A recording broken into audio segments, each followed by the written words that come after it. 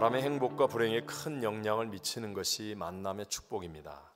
제가 극단적인 예를 들어보자면 고급 레스토랑에서 아주 맛있는 식사를 하고 멋진 옷과 비싼 명품들로 치장한 채 최고급 차를 타고 있지만 근데 총을 든 강도를 만나서 함께 한다면 행복할 수 있겠습니까? 절대로 행복할 수 없겠지요. 또한 성공하고 또 행복한 사람들은 자기 혼자 잘나서 그리 되는 경우도 없다는 것도 알아야 합니다. 반드시 좋은 만남을 이루었기 때문에 성공과 축복이 다가온다는 것이죠. 자, 오늘 우리가 함께 읽은 성경 본문에는요, 기독교 역사에 큰 획을 긋는 하나님 축복의 만남의 이야기가 나옵니다. 바로 바울과 디모데와의 만남입니다.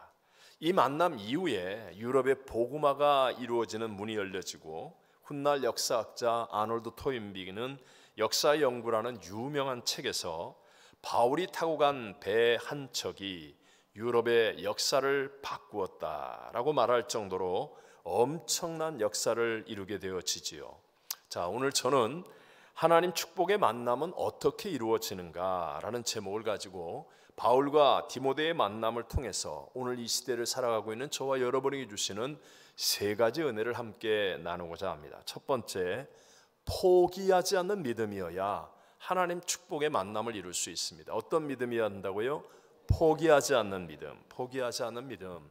자, 오늘 본문의 내용은요, 바울의 2차 전도 여행의 시작을 말하고 있습니다. 약 2년 전에 끝난 1차 전도 여행 때 들렸던 곳들을 다시 돌아보는 것으로 바울의 2차 전도 여행이 시작됩니다. 안디옥, 교회가 있는 안디옥을 출발한 바울은요, 1차 전도 여행의 마지막 도시였던 더베를 거쳐서 루스드라로 가게 됩니다. 자, 바울이 1차 전도 여행한 참 많은 여러 도시들이 있지만 루스드라, 바로 이 도시는요, 바울이 정말 생각하고 싶지도 않을 정도로 가고 싶지 않고 피하고 싶은 도시가 루스드라입니다. 왜냐하면 루스드라에서 1차 전도 여행 때 바울이 복음을 전할 때 인근 도시들로부터 유대인들이 흥분하여 몰려와서 바로 루스드라에서 돌로 쳐서 바울이 죽은 줄로 알고 시외에 끌어 던졌는데 기적과 같이 살아난 경험이 있는 곳이 바로 루스드라이기 때문에 그렇습니다. 사도행전 14장 19절을 보면 유대인들이 안디옥과 이고니온에서 와서 무리를 충동하니 그들이 돌로 바울을 쳐서 죽은 줄로 알고 시외로 끌어내치니라. 바로 이 자리가 루스드라라는 곳이었습니다. 여러분, 큰 교통사고의 트라우마를 갖고 계신 분은 운전대를 잡기가 쉽지가 않습니다. 어떤 실패의 아픔으로 도전하기가 힘든 분도 있고요, 심지어는 교회에서의 상처로 봉사의 자리에 가기 힘든 분들도 있습니다. 그런데 지금 바울은요, 거의 죽을 뻔한 위기를 겪은 곳입니다. 정말 두 번 다시 생각하고 싶지도 않은 그런 자리인데도 불구하고 포기하지 않는 믿음으로 전진합니다. 오늘 본문 1절 제 시작을 보니까 바울이 더베와 루스드라 에도 이름에 그랬어요. 이 에도라는 조사가 아주 의미를 주는데요, 이 말은 안으로 깊숙이 들어간다라는 의미로 거기까지 갔다, 즉 루스드라까지 갔다. 왜요? 가고 싶지 않은데, 피하고 싶은데, 그런데 바울은 루스드라까지 포기하지 않는 믿음으로 갔더니, 그랬더니 놀랍게도 하나님께서 예비하신 축복의 만남을 이루게 되고 역사를 바꾸는 아름다운 일들이 일어나게 되더라고 성경은 우리에게 말씀하고 있습니다. 우리 다들 들어서 아는 그런 얘기들 있잖아요. 미국 서부 개척 시대에 전 재산을 팔아서 이 캘리포니아에 광산을 산 사람이 있었습니다. 그는 정말 수개월 동안에 광산을 열심히 파보았지만 그러나 아무것도 찾을 수 없게 되자 낙심하여서 금을 찾는 것을 포기하고 그 광산을 다른 사람에게 헐값에 팔았습니다. 이제 광산의 새 주인이 된 사람이 자기도 금을 채굴하기 위해서 이제 땅을 팔아 들어가는데 이전에 굴을 파다가 버려두고 간 땅에 꽂혀 있는 녹슨 곡괭이가 박혀 있는 그 지점에서부터 땅을 다시 파기 시작한 거예요. 그런데 얼마 되지 않아 금맥을 발견합니다. 단지 6인치. 15cm를 더 팠을 뿐이었습니다. 예전에 수개월 동안 죽도록 고생했던 주인도 만약에 6인치만 더 팠더라면 금을 발견할 수 있었을 텐데, 그런데 중간에 포기함으로 말미암아 실패했던 것이었습니다. 하나님은요, 사도 바울이 돌멩이에 맞아 죽을 뻔했던 그 상처의 자리 끝에 축복의 만남을 예비해 놓으셨습니다.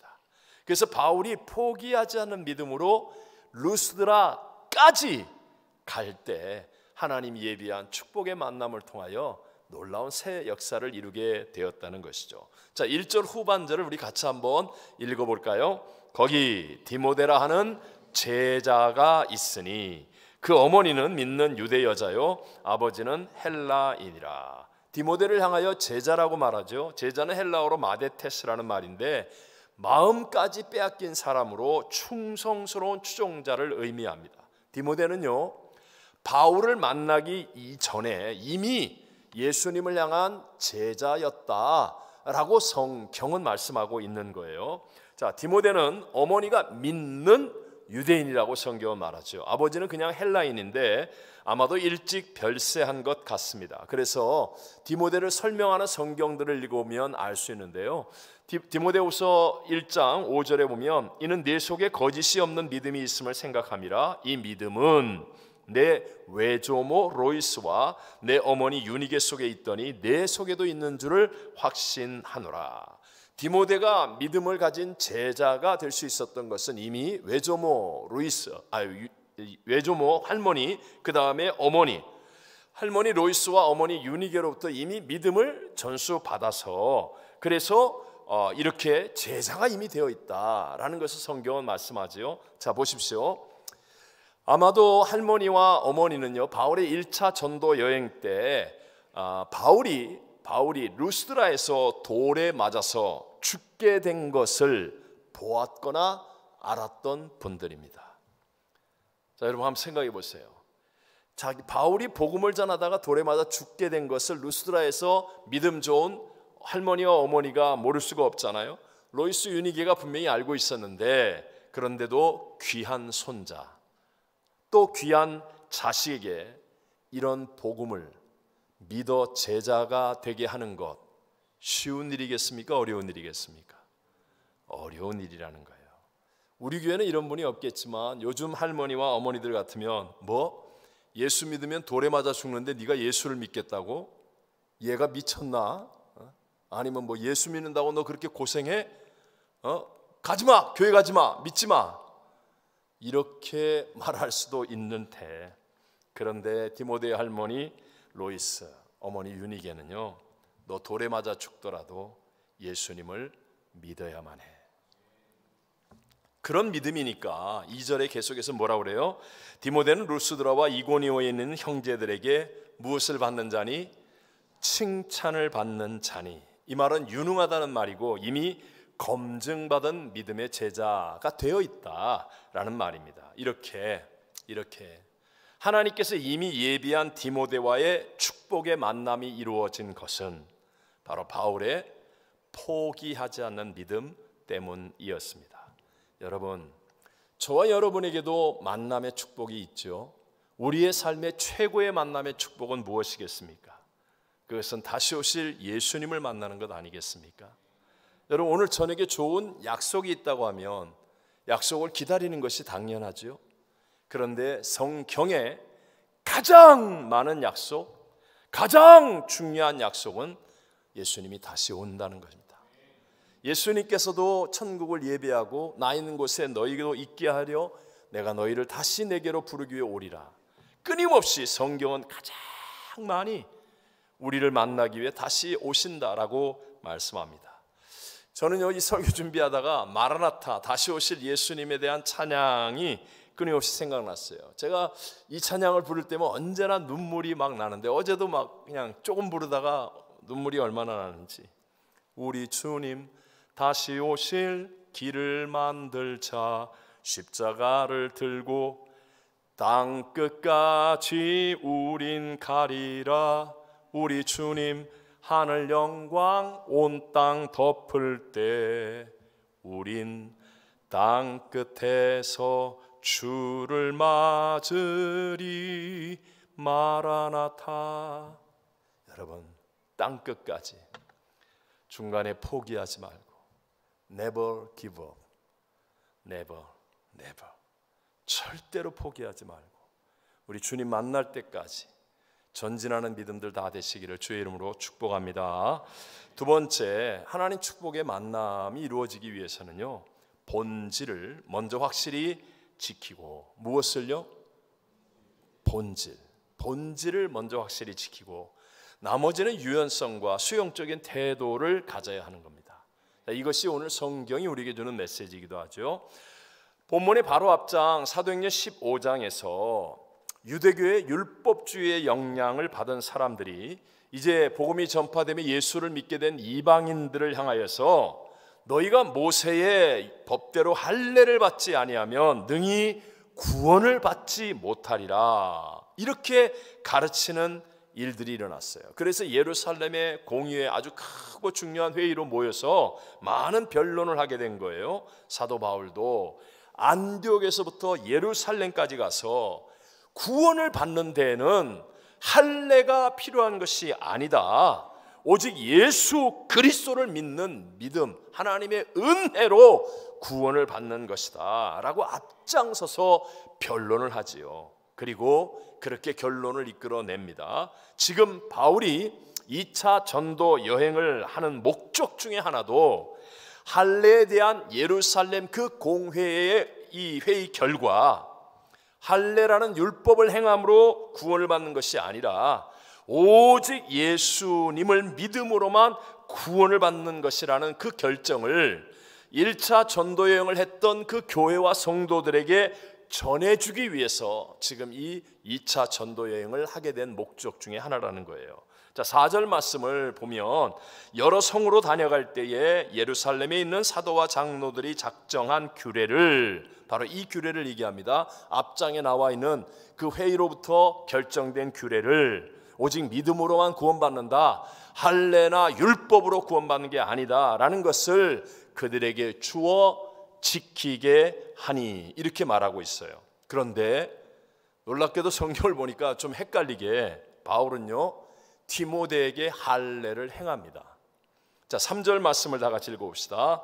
바울이 그를 데리고 떠나고자 할새 그 지역에 있는 유대인으로 말미암아 그를 데려다가 할례를 행하니, 이는 그 사람들이 그의 아버지는 헬라인인 줄 다 알미러라. 여러분, 얼핏 보면 아니 도대체 이게 뭐지?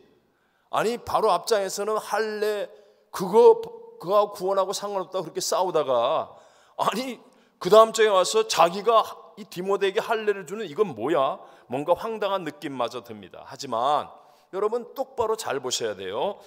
지금 바울이 디모데에게 할례를 주고 있는 것은 구원이라고 하는 본질적인 믿음과 상관 있는 일이다, 없는 일이다?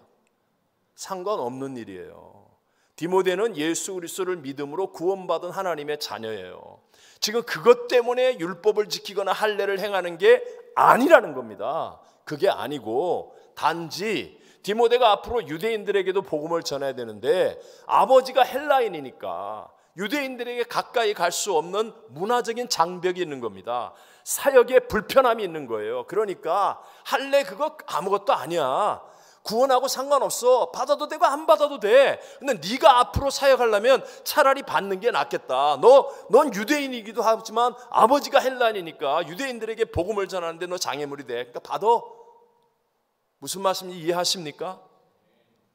본질의 문제가 아닌 일에는 유연성이 있어요. 그리고 수용적인 태도로 아무 상관없이 된다는 거예요. 자, 이런 것들이 사도 바울의 메시지 중에 많이 나오죠. 예를 들어서 바울은 유대인 중에 유대인입니다. 베냐민 지파요, 바리새인 지파요, 율법에 있어서는 누구보다도 율법을 잘 지키는 사람이에요. 그러니까 바울은 유대인을 만나면 나 유대인이야, 내가 베냐민 지파야, 나 바리새파의 사람이야, 이러면서 철저하게 율법에 대해서 강조하고 말합니다. 너희보다 율법을 더 잘 지켜, 율법 있는 자처럼 얘기하는 거예요. 근데 이방인을 만나거나 율법이 없는 사람 만나면 상관없어, 난 율법 안 지켜도 돼, 상관없어. 그런 것으로 구원받는 거 아니야. 오직 하나님의 아들 예수 그리스도를 믿음으로 구원받는 거야. 여러분, 본질을 먼저 확실하게 붙잡고 지키고 나머지는 상관없다는 거예요. 그게 본질과 상관없는데, 그래 너는 그게 편하니? 그래 내가 그렇게 해줄게. 너는 그쪽이 편해? 그런 거 상관없어. 내가 너한테 맞춰줄게. 그러나 이 본질만은 절대로 건드리면 안 돼. 이게 신앙의 올바른 태도. 이게 바로 하나님이 예비한 축복의 만남을 이룰 수 있는 믿음의 태도라는 겁니다. 이렇게 했더니 결과가 어떻게 됩니까? 5절 말씀을 다 같이 한번 읽어보겠습니다. 예, 여러 교회가 믿음이 더 굳건해지고 수가 날마다 늘어가니라. 아멘. 우리도 마찬가지입니다. 여러분, 본질에 관한 하나님의 주권, 예수님의 십자가와 부활의 복음, 말씀과 기도의 예배, 선교, 이런 본질은요 먼저 확실하게 지켜야 돼요. 확실하게 지켜야 돼요. 그러나 나머지 것들은 뭐 선교를 가는데 이 사람은 교회 나온 지 얼마 안 돼서 안 돼요. 뭐 직분이 뭐가, 그런 거는 유연성으로, 그런 거는 수용적인 태도로 얼마든지 해도 되고 안 해도 되고, 그런 거는 본질이 아닌 문제에 대해서는 그렇게 목숨 걸지 말고. 12월이면 예수님의 성탄절이 있지 않습니까? 여러분, 처녀 마리아에게 천사가 나타나가지고 뜬금없이 보라 네가 잉태하여 아들을 낳으리니 그 이름을 예수라 하라. 지금 이 남의 얘기하니까 지금 별 감동이 없죠. 여러분에게 만약에 시집가지 않은 여러분 갑자기 이런 일이 생기거나 아니면 우리 딸한테 딸들한테 이런 일이 생긴다, 난리가 나죠. 이게 보통 일입니까? 그러니까 마리아가 2000년 전에 율법의 나라 유대 땅에서 갑자기 천사가 이런 뜬금없는 말을 하니까, 아니 내가 남자를 아직도 알지 못하는데 내가 어떻게 잉태하고 아들을 낳습니까? 그러니까 천사가 하는 말이 되죠. 하나님의 모든 말씀은 능하지 못하심이 없느니라. 그러는 거예요. 그때 여러분, 마리아가 어떻게 대답합니까? 암만 그래도 그렇지 난 창피해서 안 돼요. 내가 곧 시집 갈 건데 내 인생 망쳐요. 내가 동네 사람한테 별의별 오해받고 욕 다 먹을 건데 난 안 돼요 못해요. 그랬으면 끝장나는 거예요. 그런데 마리아가 이렇게 얘기합니다. 다 같이 누가복음 1장 38절을 읽겠습니다. 마리아가 이르되 주의 여종이 오니 말씀대로 내게 이루어지이다. 이게 뭐예요? 본질을 아는 거예요. 본질을 먼저 확실하게 붙잡고 나머지는 욕을 먹어도, 나머지는 나 머릿속으로 계산하면 너무 힘들어요. 맡기는 거예요. 나머지는 잘 모르겠어요. 그리고 순종하는 겁니다. 요셉도 마찬가지 아닙니까? 자기하고 정혼한 여자가 갑자기 배가 불러오네. 이게 웬일이야? 이게 동네 사람한테 내가 그래도 이때까지 모범적인 청년으로 살았고 꿈과 희망을 가졌는데 이게 무슨 날벼락이야. 이게 이제 큰일 났다. 그래서 점잖게 조용히 끊으려고 했는데 주의 사자가 나타나서 이 모든 일에 된 것은 주께서 선지자로 하신 말씀을 이루려 하심이라 하는 거예요. 그러니까 요셉도 주의 사자의 분부대로 행하여 그의 아내를 데려옵니다. 그리고 예수를 낳습니다. 보십시오. 말씀이라고 하는 이 본질을 먼저 확실하게 붙잡고 그 땅의 전통, 규례, 자기 체면, 자존심, 손해보는 것, 이런 것들에게 휘둘림 당하지 않은 유연성, 수용하는 태도를 가지니까 메시아 예수 그리스도가 탄생하는 계보가 되지 않습니까? 그리고 저와 여러분을 포함한 모든 인류에게 구원의 길이 열려지는 어마어마한 역사를 이루게 된 줄로 믿습니다. 초대 교회 성도들도요, 예수님 말씀을 붙들고 기도하는 본질을 먼저 확실히 했습니다. 승천하시는 예수님이 너희는 예루살렘 떠나지 말고 내게 들은 바 아버지 약속하신 것을 기다려라. 요한은 물로 세례를 베풀었지만 너희는 몇 날이 못되어 성령으로 세례받을 거야. 이 본질을 붙잡고 예루살렘은 두렵습니다. 우리 죽을지도 몰라요. 우리 큰일 날지도 몰라요. 별의별 이야기가 다 있지만 그러나 본질을 확실하게 딱 붙잡으니까 그 다음에 성령이 그들에게 임하고 놀라운 하나님의 새 역사들이 일어나서 수백 년 전통 규례의 벽들까지도 허물어버리는 어마어마한 일들이 일어나는 거 아닙니까? 당시에 유대인과 이방인은 함께 할 수가 없는데 이런 벽들이 허물어지고 남자와 여자가, 주인과 종이, 어린이와 나이 든 사람이, 있는 자와 없는 자가 그냥 벽이 다 허물어지는 유연성, 수용적인 태도에 부흥의 역사가 일어나고 하나님 축복의 만남들이 만들어지는 일들이 일어나게 되더라는 거예요. 반대로 하나님이 예비한 그 만남의 축복을 이루지 못하는 사람들 보면 늘 갈등하고 분쟁하면서 사단의 종로로 타는 교회나 성도들을 보면 본질인 예배나 기도는 안 붙잡고 이걸 확실히 먼저 하지 않고 그 다음에 자기 자존심, 자기 고집, 자기 주장 이런 것들에게 붙잡혀 있다는 사실들을 깨닫게 되는 거예요. 여러분, 마지막 시대는 정말 지난 한 주간에 우리가 겪었던 것처럼 상상하지 못하는 난리와 난리의 일들이 일어납니다. 그럴 때 언제나 진리의 말씀, 예배와 기도, 선교와 같은 본질을 먼저 확실히 붙잡고 나머지에 대해서는요, 유연성과 수용적인 태도를 가짐으로 하나님이 주시는 만남의 축복으로 성공과 행복을 누리는 사람들 되시기를 주의 이름으로 축복합니다. 자, 마지막 세 번째예요. 세 번째는요, 어떻게 하면 하나님 만남의 축복을 누릴 수 있는가? 영적인 일을 하는 공동체를 이루어야 하는 겁니다.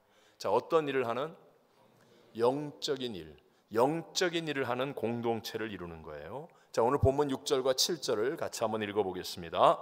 성령이 아시아에서 말씀을 전하지 못하게 하시거늘 그들이 부르기아와 갈라디아 땅으로 다녀가 무시아 앞에 이르러 비두니아로 가고자 애쓰되 예수의 영이 허락하지 아니하시는지라.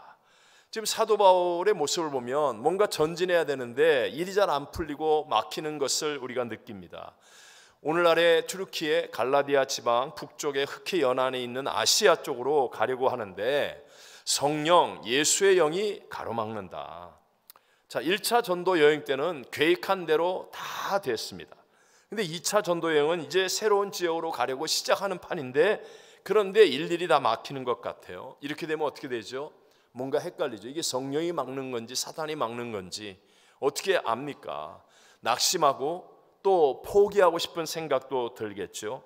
그러나 결론적으로 말하자면 사도 바울은 이 일을 통하여 유럽으로 방향을 틀게 되어서 유럽 복음화의 문을 열게 되고 기독교 역사의 판도를 바꾸는 어마어마하고 위대한 사역의 이 쓰임이 되어지는 거예요. 근데 그 이유를 알아야 될 거 아닙니까? 그 이유.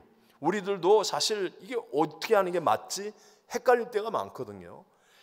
그 이유를 바르게 알면 우리가 올바르게 갈 수 있다는 거죠. 우리 함께 9절과 10절 말씀을 읽어보겠습니다.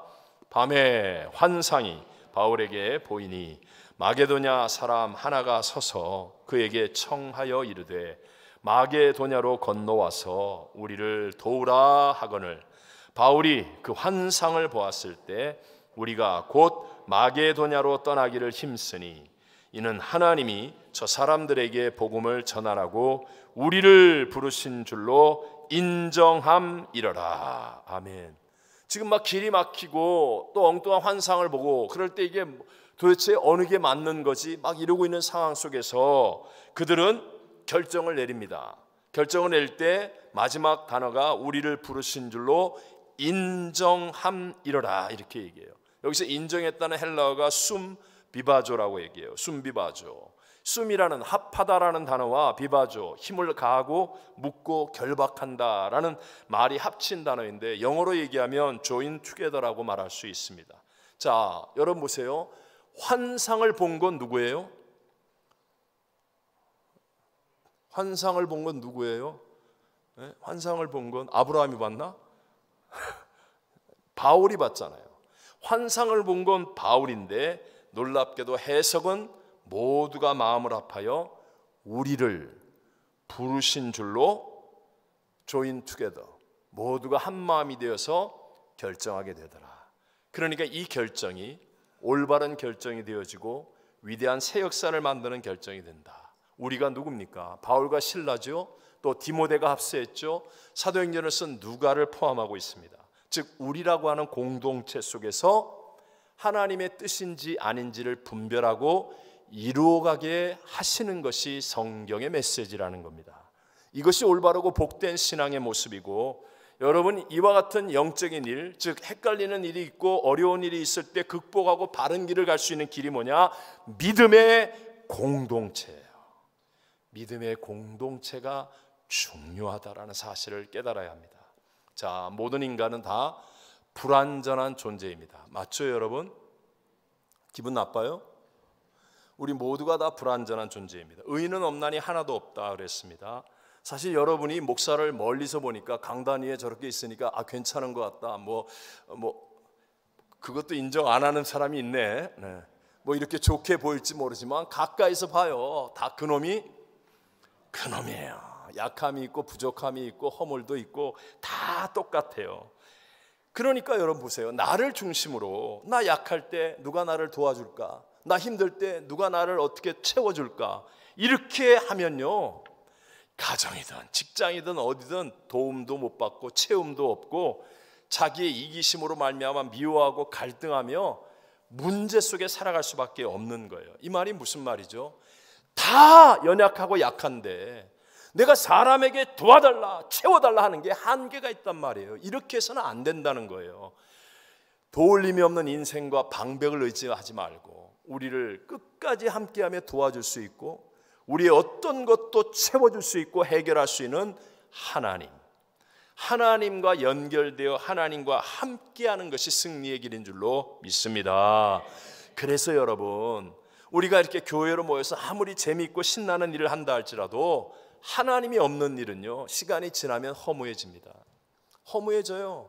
개인적인 이기심이 알게 모르게 표현이야 조금씩 다르지만 드러나기 시작하면서 서로 갈등하고 미워하고 오히려 더 어려워집니다. 그러나 하나님이 함께하는 영적인 일을 하게 되면, 예를 들어서 함께 기도한다든가 함께 찬양을 한다든가 함께 선교를 갔다 온다든가 그러면요, 놀랍습니다. 가족보다도 가까운 이웃이 더 나은 것처럼 정말 한마음이 되어지고 보람과 기쁨이 남게 되고 감동과 은혜가 넘쳐 흐르는 채워짐과 역사하심을 우리가 누리는 사람이 될 줄로 믿습니다. 그러니까 교회는 뭐냐? 교회는요, 편하냐, 가깝냐, 쉬우냐 이런 거 아니에요. 이런 걸 따지면 안 되고 영적인 일을 함께하는 공동체가 될 수 있느냐 없느냐, 이게 중요한 거예요. 물론 영적인 일이라는 게 처음에는요, 영적인 수준이 높고 클래스가 다른 하나님의 일이기 때문에 이해가 안 돼요. 때로는 납득이 안 되고 공감이 안 됩니다. 그러니까 불편하기도 하고 내가 손해보는 것 같은 느낌이 들기도 하고 또 힘이 들 때도 있는 것 같습니다. 그래서 우리가 이렇게 교회 생활해 보면 종종 겉으로는 정말 매너도 있고 친절하고 겸손하고 참 좋아 보이는데, 근데 자기가 이해 납득 공감이 안 되면 교회를 못하는 사람들이 종종 있어요. 그럼 왜냐? 영적이지 않아서 그래요. 영적이지 않아서, 아직 깨어지지 않아서 그런 거예요. 그러나 여러분, 교회가 뭐 하느냐? 그거 훈련하는 거거든요. 신앙생활을 통해서 우리가 정말 내 수준이 아닌 내 안에 있는 조금 더 나은 것을 개발하는 그런 차원이 아닌 나와 완전히 클래스가 다르고 차원이 다른 하나님의 것들을 누릴 수 있는 사람이 되기를 원한다면, 하나님이 예비한 축복의 만남을 통하여 내 인생이 뻥 뚫려지고 새 차원의 길을 만들어가고 나의 삶의 아름다운 풍성한 열매들이 맺기를 원한다면, 그렇다면 여러분, 내 생각이 아닌 하나님의 영적인 일들을 순종하는 훈련을 하게 되시기를 바랍니다. 그래서 처음에는 그게 나 너무 힘들어 못할 것 같아, 뭐 이런 느낌, 뭐 간증을 하든지 뭐 회장을 하든지 뭐 이 직분을 받든지 뭘 부탁을 받든지 다 그래요. 근데 해보면 되네. 내가 이렇게 했더니 와, 우리 가정이 더 좋아지네. 내가 했더니 뭐 부부 사이도 더 좋아지는 것 같아. 내가 했더니 정말 건강도 오는 것 같아. 내가 했더니, 그러면서 이게 체험적으로 쌓여가는 거예요. 한 번 순종은 방향을 전환시키고, 두 번 순종은 인생의 도약을 체험하게 만들고, 세 번 순종은 하나님의 기적을 만들어내게 돼 있어요. 여러분이 그런 사람들이 되시기를 바랍니다. 그런데 이 순종, 영적인 일의 순종은 바울과 같이 공동체 속에서 이루어지는 일임을 절대로 잊어서는 안 됩니다. 나 혼자 영적으로 나 하나님 음성 들었어, 제일 위험한 거예요. 그럼 거의 산신령으로 갑니다. 그러면 안 돼요. 영적인 이 일은 공동체예요. 항상 바울과 같이 탁월한 사람도 바울과 실라, 디모데, 누가 이게 한 마음이 되어 인정함이라. 이렇게 해서 하는 거예요. 여러분, 인생의 목적은 행복이 먼저가 되면 안 됩니다. 모든 사람은 단 한 사람도 예외도 없이 자, 죽지 않을 사람 있습니까? 없습니까? 없습니다. 그런 것처럼 시간이 지날수록 행복해질 수 없는 존재가 인생입니다. 새 옷도 처음 입을 때 행복하죠. 근데 여러분 몇 번 입고 나면 뭐 어디다 보관할까? 뭐 보관이 잘못되었다. 짜증나고 불편해져요. 새 차, 새 집 정말 노력해서 기대하고 막 이렇게 준비했는데 시간이 지날수록 고쳐야 되고 수리해야 되고 뭐 돈 많이 내야 되고 막 문제들이 막 생기는 거예요. 무엇보다도 우리 각자의 육체를 보십시오. 우리 육체는요, 여기 젊은 사람들은 나는 평생 그럴 것 같다 그러죠? 까불지 마세요. 기억하시라고. 아니에요. 다 약해지고 다 병들고 다 쇠퇴해요. 그런데 여러분, 어떻게 내가 계속 행복할 수가 있단 말이에요? 행복할 수 없는데 행복을 목적으로 삼고 행복하려고 몸부림치니까 결국 솔로몬처럼 인생은 헛되고 헛되며 헛되고 헛되다 이렇게 되어지고 낙심하고 절망할 수밖에 없는 사람이 되는 겁니다. 인생의 목적은 행복이 먼저가 아니라 하나님과 함께하는 거룩, 구별됨이 목적이 되어야 합니다. 여러분, 왜 우리가 이렇게 주일날 예배드립니까? 이게 사실은 인생의 목적이에요. 나는 하나님과 함께하는 구별된 사람이야. 왜 우리가 주의 나라를 위해 봉사합니까? 나는 하나님과 함께하는 세상과 다른 구별된 사람이야. 나는 거룩이 내 인생의 목적이야. 그러면요, 놀랍게도요, 나를 도우시고 채우실 수 있는 하나님의 역사가 내게 일어납니다. 그래서 놀랍게 행복이 따라옵니다.